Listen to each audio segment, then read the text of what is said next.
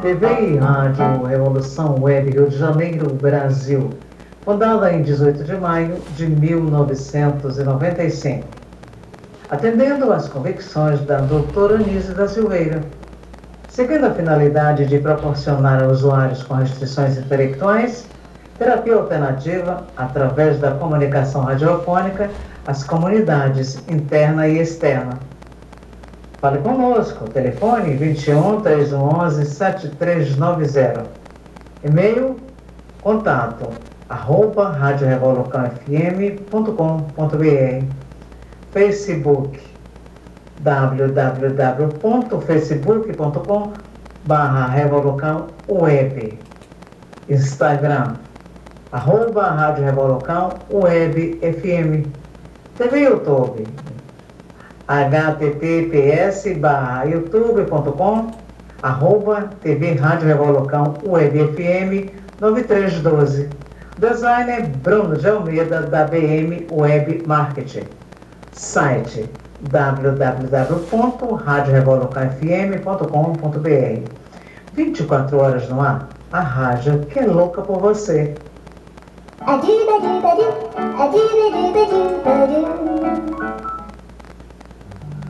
Rádio Revolução, a rádio que é louca por você.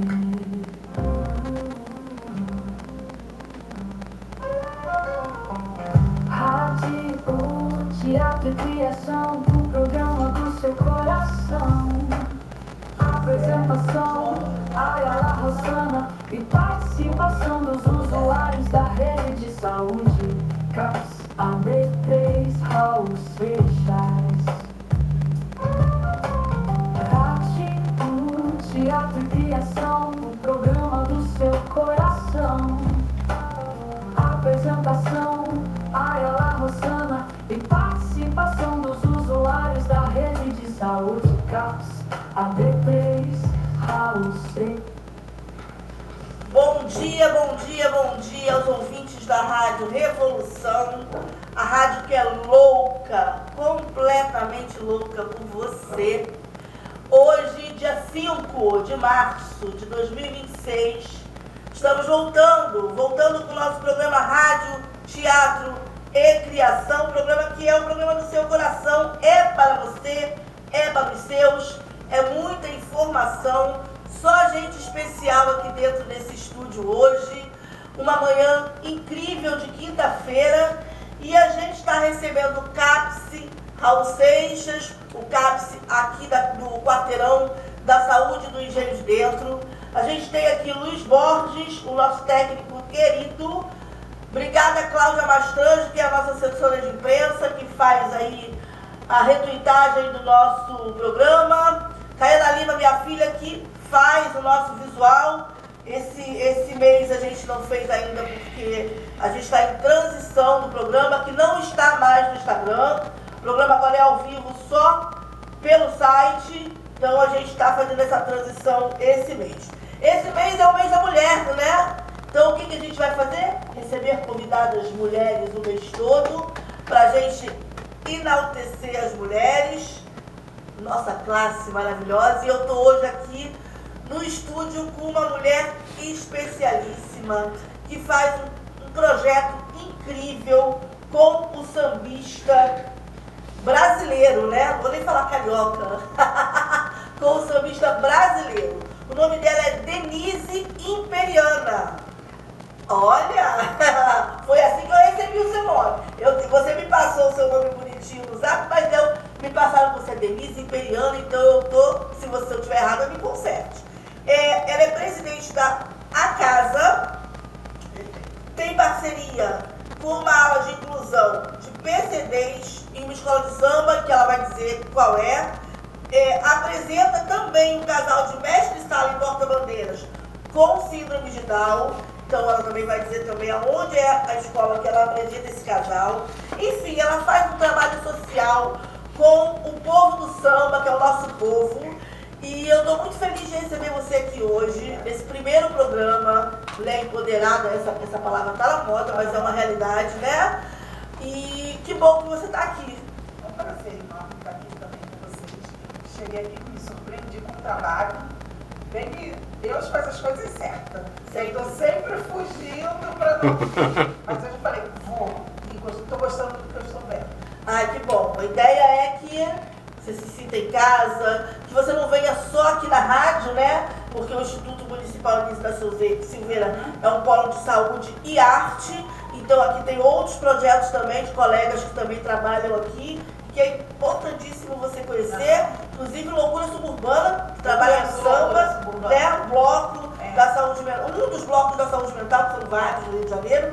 Enfim, então vamos começar, Denise. Eu quero saber primeiro por que Denise Imperiana. Império de quê? Qual império? São vários impérios. Primeiro Império Serrano, mas meu nome é Denise Pinto. Mas eu sou imperiana, todo mundo sabe que eu brigo e luto pelo Império Serrano, a escola de Madureira.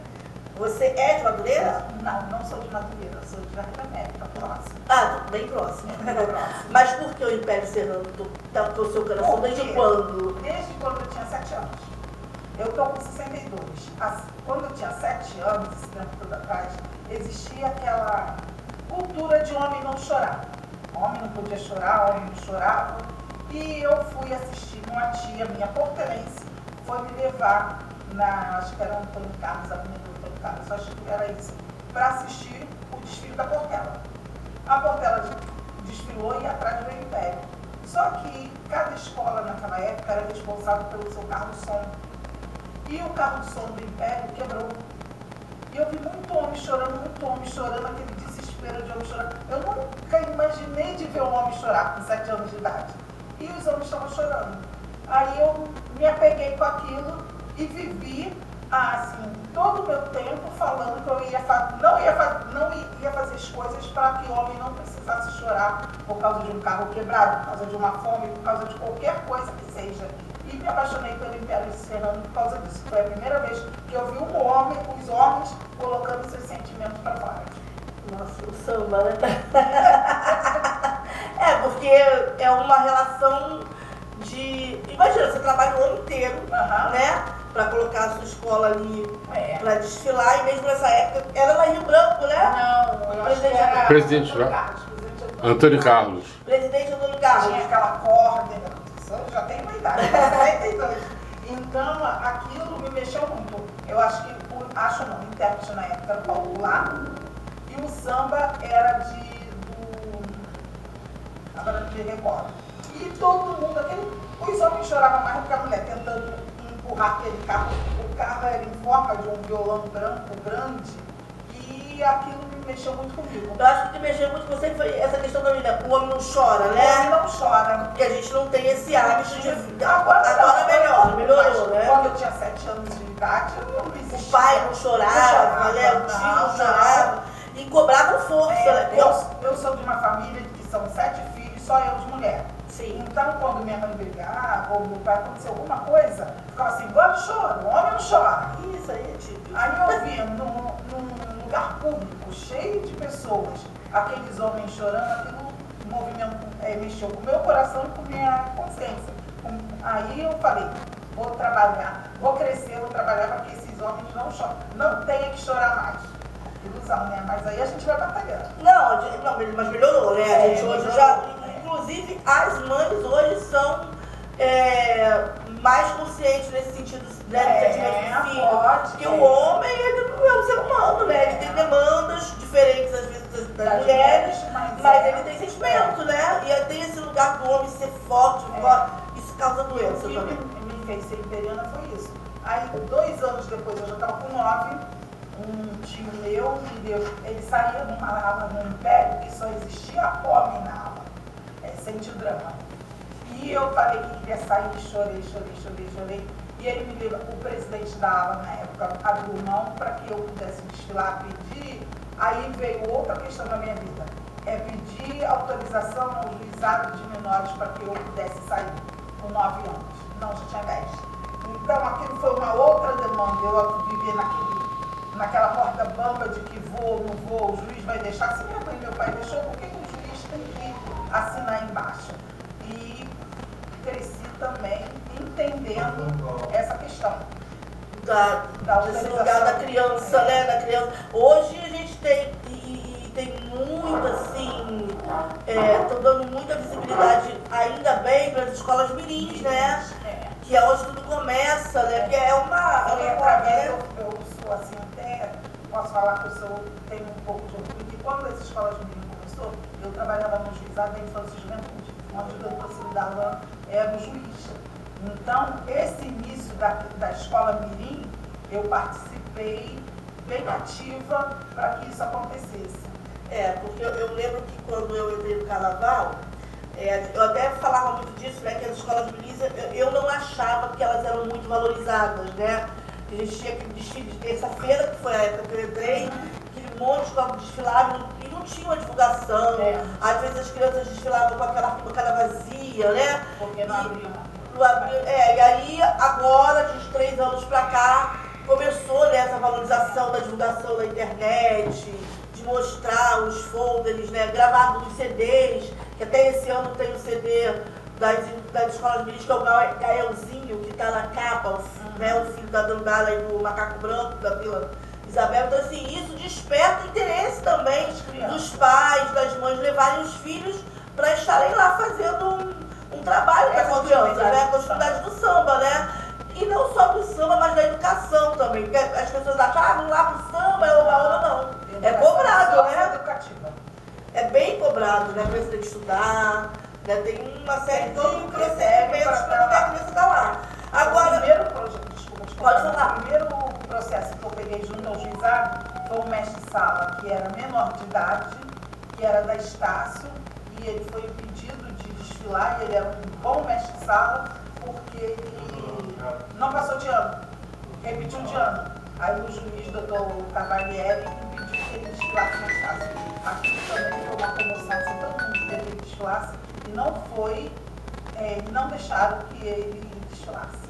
É frustrante, Foi frustrante, mas ao mesmo tempo é educação, né? Porque Sim. provavelmente ele... Porque senão hoje estava com a Exatamente, e talvez hoje, como ele pensa, né? Na questão do estudo, do samba, que estão associados, né? Eu penso assim, que a partir daquele momento, muitos da idade dele, que hoje já deve estar referência. Isso foi referência, porque o sambista deixou de ser malandro e ter uma profissão, não é só sambista. Porque antigamente o mestre-sala era só mestre-sala. Eu ouvi muito um neto de um mestre-sala que eu eu não preciso fazer nada, não, eu sou o neto de fulano. E os outros meses, os 11 meses, fazer. E o mestre de sala dança, né? Então ele pode fazer educação física, ele pode ser educador, ele pode trabalhar com... Todo mundo agora tem uma profissão.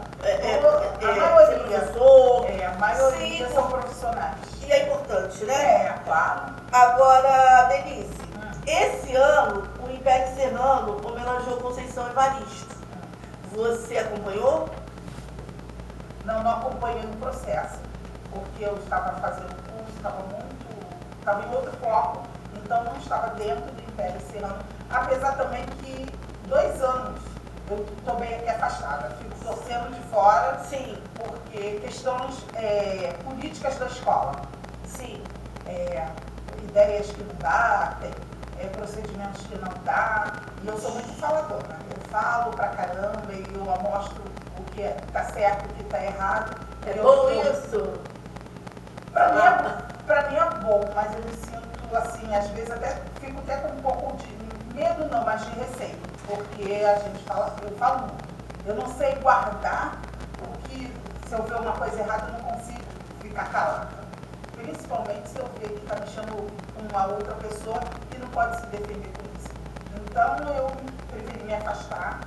Espero que vai ter eleição agora em maio, que mude alguma coisa lá, para eu poder estar mais ativa. Sim. Mas por fora eu fiquei ajudando o Paulo Santos, que é o diretor de carnaval.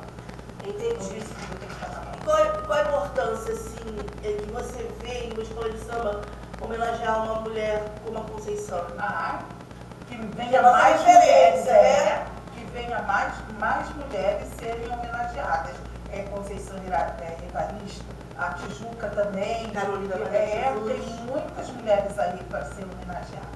Muitas mesmo. Acho que abriu o caminho para que eu, você e outras estivessem por aí, minha filha, minha neta. A homenagem, Foi ela muito importante. chancela, né? Chancela aquilo tudo que elas passaram, né? Porque não foi difícil para elas, eu acredito que não foi difícil para elas chegarem a um ponto da vitória, de ser homenageada mundialmente, porque é mundialmente. Para você chegar a um patamar de homenagem de uma escola de samba, você tem que ter um trabalho muito Tem forte, um trabalho né? muito forte. E a Conceição é uma referência Uma da referência. literatura preta no Brasil, né?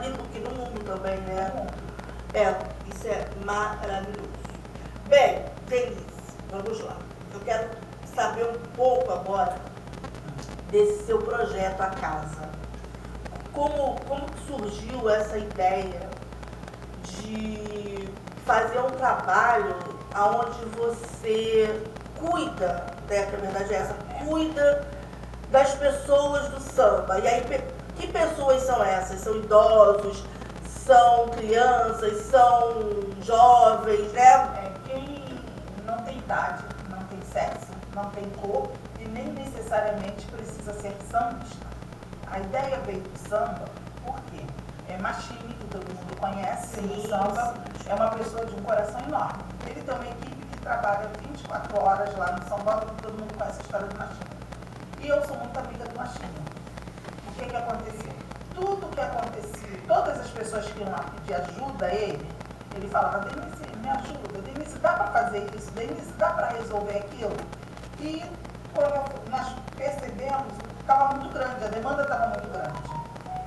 Levar alguém para um tratamento médico, encaminhar alguém para um advogado para poder tirar a documentação, fazer enterros de pessoas que, várias pessoas, nós deixamos de enterrar com muita gente, porque o Machini tem um grande leque de pessoas que ele ajuda, porque o pessoal que trabalha na saúde, eu falo que é os peões, que trabalham lá no Sambódromo, quando sai do Sambódromo, cada um vai para o seu município, cada um vai para a sua área, e tem sempre um conhecido que conhece alguém. Então, no hospital, eles ligavam. Eu vou dar o exemplo do Peninha, do mestre Sala Peninha. Ligou para ele uma pessoa que trabalhava no hospital em Partir de Alferes, falou, mas seu Machini, tem um moço aqui que eu acho que é mestre Sala, que não sei o quê, está aqui, não recebe visita, não sei o quê. Aí eu fui lá ver. Aí era o Peninha, sem um documento, sem nada, sem referência nenhuma. Quando eu cheguei lá num dia, no dia seguinte ele morreu. Ele ia falecer. Se o Machini não tem esse leque de conhecimento, ele tem que ter como gente. Como muitos são, né? Como muitos são.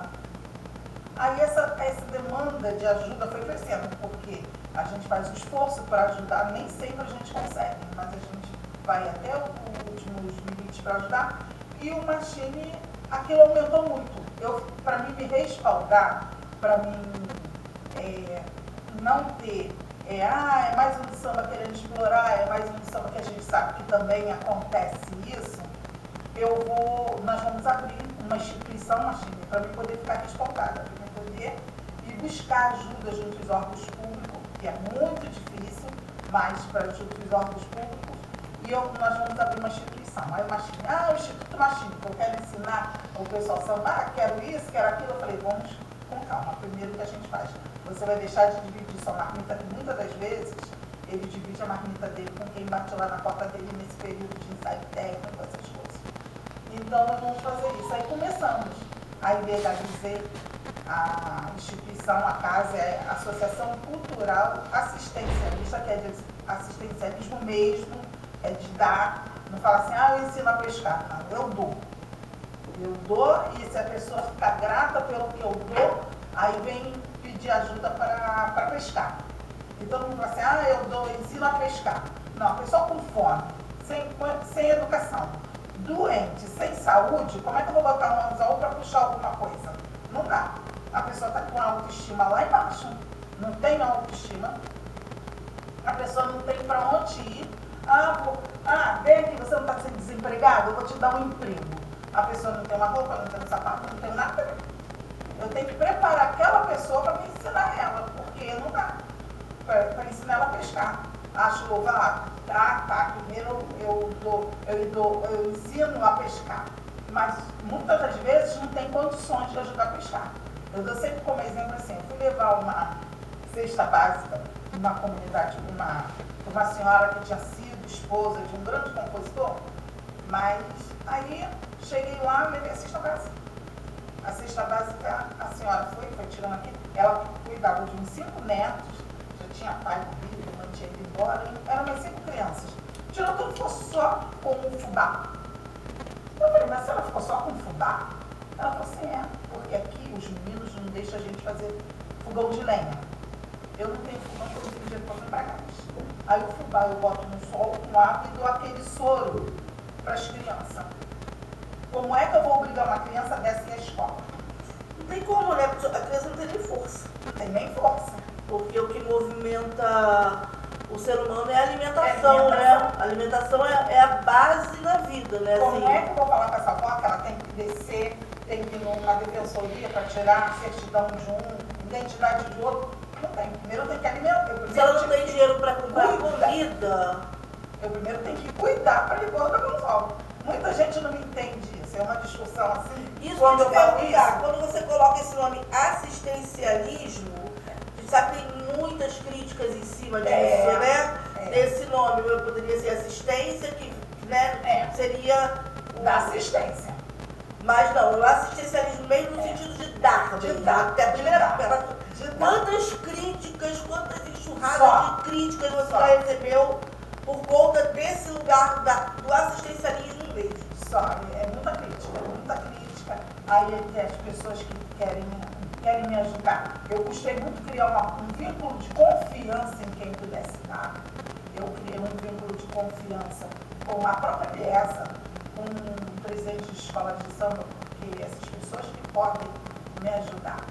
Porque quando eu encontro alguém que foi, no caso do Peninha, o Peninha deu muitos louros para a Tijuca. Por que eu ia ter que arranjar dinheiro para pagar o enterro dele? Não, o português que tinha que pagar o enterro dele. Porque ele deu alegria, deu ponto, deu tudo lá. Então, até eu criar esse vínculo de confiança, então não é 100%, mas é isso que eu recebo muitas críticas. E até esse lugar, né, como você disse, ele era da Unidos da Tijuca, né? E aí a gente se questiona, se pergunta como ele chegou a esse lugar de estar nesse lugar de tanta precisão, né?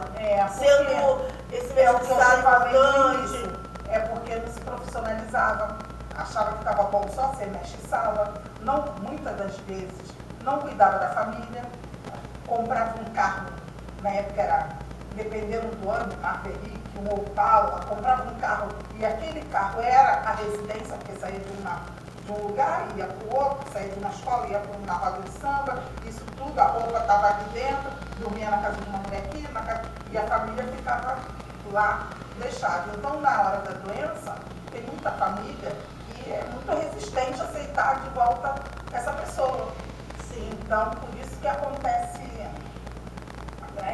desse jeito. É um vínculo que está acabando. E graças a Deus, por causa da profissionalização do pessoal do samba, está acabando. E as escolas não pagavam igual paga agora, não tinha um contrato. Eles davam um dinheiro para você dançar naquele dia, davam um táxi para você ir no outro dia, aí te davam uma roupa e eles se sentiam satisfeitos com aquilo. Eu dei assistência a nós, né? Eu e a casa deu assistência há muito tempo ao Carlinhos Madrugada, o autor do samba antológico de todos os tempos. Nunca recebeu um dinheiro do ECAD por causa desse samba, porque não sabia que tinha direito.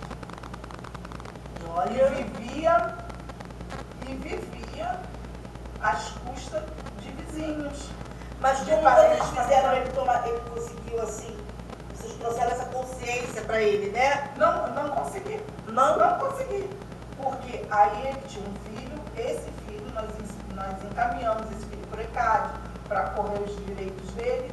Aí esse filho, que também já não era muito novo, que foi buscar alguma coisa, mas já estava no final da vida dele. Por quê?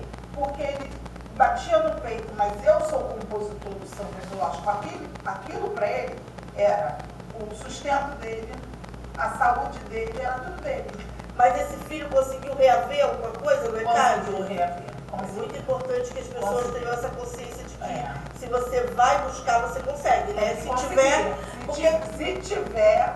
O que é o ECAD? O ECAD é a arrecadadora dos direitos musicais de todos os compositores brasileiros, né? O compositor precisa estar associado a uma associação tipo Abramos, né? Uma associação de música. A ECAD recolhe todo esse dinheiro do Brasil todo e até mundialmente falando, manda para a associação desse compositor, para esse compositor receber. E no caso do Carlos Madrugada, aí convivendo lá com ele, no lado das coisas que ele tinha necessidade, nós descobrimos que muitas pessoas iam lá, ele tinha vários cadernos com música, ele escrevendo, as pessoas iam lá, conversavam com ele, levava um jornal, que era na época que tinha jornal, ele gostava muito de ler jornal, levava um jornal, levava uma garrafa de suco de maracujá, um biscoitinho, arrancava aquela folha, levava, botava o nome e o samba era daquela pessoa. Agora é interessante, né? Como é a falta de não entender dos seus direitos, né? Porque imagina se ele soubesse disso desde sempre. Vivia assim. Ele viveria muito bem, né? melhor. Porque a música dele bombava e bomba, e outras músicas, né? E cantores e famosos cantando, digamos assim, nas vozes de várias pessoas, Aí a música poderia arrecadar. Nós conseguimos um advogado, que é voluntário, para ver essas questões da música, e as pessoas falavam assim, mas ele me vendeu, mas ele me deu. Não se vende direito autoral. Não, Você pode o repassar. pessoal levava folhinha do caderno. Aí eu peguei e falei assim, mas ele não vendeu. Vendeu assim. Aí eu disse, não, o fulano veio aqui e trouxe um suco de maracujá, para eu suco de maracujá. O jornal e o biscoito, uma carne, alguma coisa assim, e levava. A pessoa dizia para ele que estava comprando aquilo e ele, por ser o compositor, não sabia o valor que ele tinha, porque a realidade é essa, não sabe o valor que ele tinha, como muitos ainda não tem, não sabe. E ficava sem aquela música e a pessoa. E tem música aí bombando por aí que a gente sabia que é dele. Que é dele, E mais, você está me falando, contando histórias que são histórias que eu sempre ouvi, né? Que os compositores de antigamente compunham até no bar, né? Eles faziam composições no bar. E no bar mesmo, aquela composição já ia para alguém aí que tá aí famosão e ele mesmo morria sem nada. Então isso são histórias verídicas, né? Você falou do Carlos Madrugada, que é uma pessoa. Mas já quantos tem? E uma questão também muito importante das pessoas saberem que, por mais que ele vendesse a música dele para alguém cantar, a música continua sendo dele porque o nome dele tem que estar associado à música. Você não pode comprar esse direito sem você associar o nome do compositor. É igual um livro, né? Comprar um livro, eu vou montar a história e fazer com esse livro um filme. Não, esse livro é de fulano. O nome tem que estar lá, né? Tem que ter tudo. Então, assim, são os jeitinhos que se dão, né? Enquanto uns ficam riquíssimos às custas de outros. Aí né? chegou a pandemia, porque a instituição é nova, chegou a pandemia e as pessoas procuravam Martinho ficou quase doido. Porque ele Imagina, ia não dá mais ajudar, ele tempo tinha com essa como gente. ajudasse. Aí eu andei e consegui a sede era na minha casa e eu recebi as pessoas na minha casa para dar cesta básica. Eu recebi umas 3 carretas de cesta básica, uns 2.000 quilos assim, né? Eu botava tudo na varanda da minha casa, que não tinha onde botar, e mandava que as pessoas fossem lá apanhar. Aí, como sabe, como que é coisa de sambista, de boca em boca, vinha. Aí eu briguei, também foi uma época que eu briguei muito, porque assim, chegou comigo uma pessoa do carro do som de uma determinada escola para pegar. Aí levou a cesta básica e trouxe, aí veio trazendo o do violão, o cavaquinho, veio trazendo todo mundo. Falei, mas a escola de vocês está lá entregando. Mas eles escolhem para quem eles vão dar. Aí fui observar, fui ver realmente. Eles davam para quem eles achavam que tinha necessidade.